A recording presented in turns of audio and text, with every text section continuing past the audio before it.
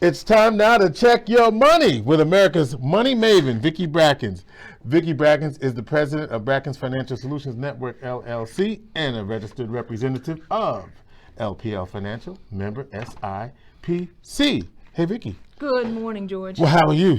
You got a lot on your mind today. I told you coming in that I had a lot on my mind, and I really do. And before I get really started into some of the particular topics and issues, I want to take a moment to, because this is a really interesting dynamic, both financially and emotionally, for everyone that's involved. Yeah. And we don't talk about it enough, but the emotional impact of a event will drive your financial decisions. Yes, it will. Sometimes in the wrong direction. Okay. So we need to be sure that we keep both things in order. Yes. But before I get into that anymore, I want to say to everyone, including you, I know I'm not supposed to hug you anymore. Yes. Okay, so, but, okay? Okay. Thank you. You're welcome. Thank you to you and to the Syracuse community and to everyone who has supported me and supported Brackens Financial Solutions Network all these many years. I'm doing this because we need to stop and say thank you to all the people around us. Don't expect anything as far as any type of mass tragedies, but this is a time for us to stop and think. Gratitude. Gratitude is extremely important at this point in time.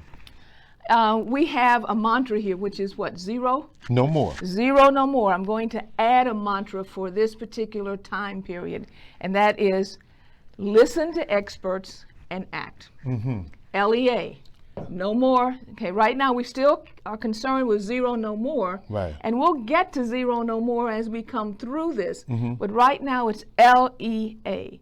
Listen to experts and act, because I've seen some things on social media and some conversations that are just, I'm not a cool person, but we'll try a cool word. Okay. Whack. Oh!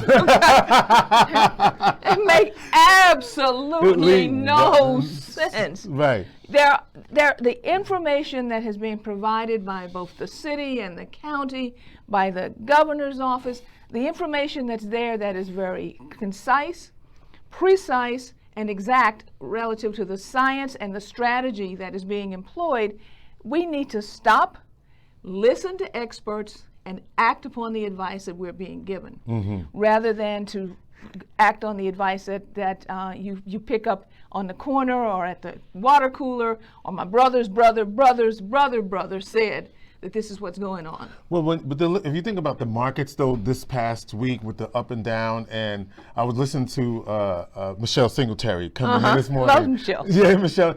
And she was basically saying now is not the time to be looking at your portfolio because it's not going to make you feel good. Okay, well, last week, if you recall, yes, I tried to introduce the concept of what's called a black swan. Yes. To give everyone an understanding that this is an event that came out of the blue. There was no predictability around it. The only thing that we can predict is that we always need to remain vigilant and prepared relative to our cash positions, which is what we asked everyone to do months and months and months ago. Right. But right now, watching your portfolio minute by minute will drive your emotional responses. Right. Now, your portfolio managers and the market is unwinding, and we're going to continue to have volatility. Right, you are.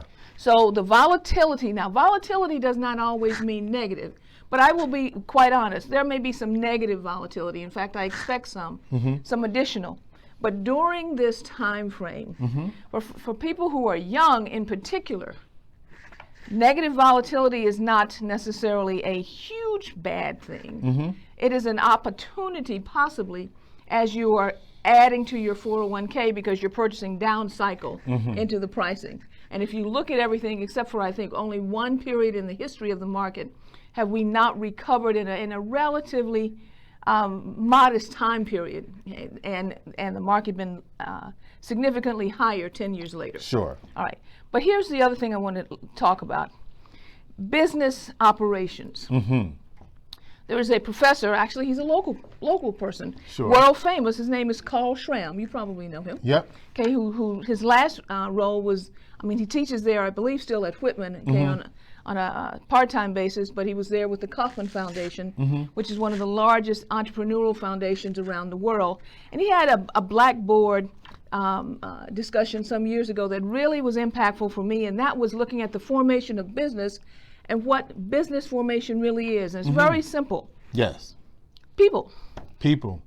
Number one asset to a business is its people. Right. How our business community treats its people will determine how well we come through this. I know that the business community here in Syracuse is teed up and ready to go to treat its people in a way that is going to be not only equitable but also impactful for moving us forward. Sure. But the people need to treat the people with kindness. Here is a time frame. With social distancing, what I'm concerned about most is that we become more distant than become more connected. We need to become more connected. The people of Italy decided that they wanted to become more connected. They opened their windows and began to sing to them each other. Right, right. Okay, the volume, the love, the power when you heard that was amazing. Yeah. If we know that this time period is going to be what I would call a time of cleansing and a time of reconciliation, possibly. Possibly. But more so a time that will not be it will cause change. It will cause change in ways that will be subtle initially. But we cannot live together across the world. This is not a single Syracuse event or an event for the United States. This is not an event that is stopped by walls. This is not an event that we can say somebody else did it. This is an event that a microbe that you cannot even see, that we cannot put on and say that a bomb blew off. A microbe decided to stop us in our tracks. The world community for business and for how we move forward has to move forward together, or this will be an event that tears us apart. And that is my biggest concern. Syracuse strong, and remember we used to talk about that, Syracuse strong. We have to reach out to each other at this point in time and make sure that we are Syracuse strong 100% of the time. The business community will recover. We must recover together, both the people and the business community at the same time. And I like what you said about remembering kindness, because, you know, if you're out during the stores and you're shopping, people have forgotten about that stuff, right? Okay, yeah. Okay. Now, I was in Wegmans at 6:45 yesterday, okay, because they opened. I didn't know. Listen, I didn't know they were buying toilet paper like they were until I looked on when somebody told me about it. Well, you can't find any. Okay, but I went to, and there was none there. I went there, though, and it seemed that there had been a level of calm that stepped in, because we just kind of all said, well, what we gonna do? Okay. Right. Okay. Somebody gave a suggestion here, go here, there, whatever. Okay.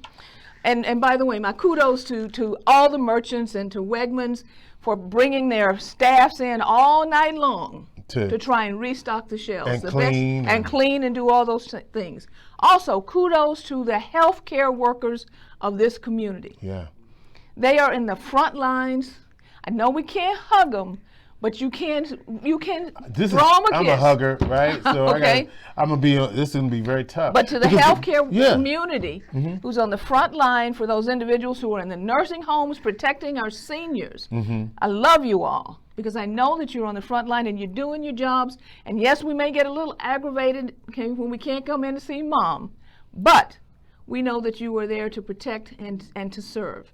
So to all of our government officials for saying from day one, we are going to do whatever it takes to flatten, and I hope you understand what that flattening the curve really means. Right. Okay, if you flatten that curve, then the outbreak is manageable. You can move processes through.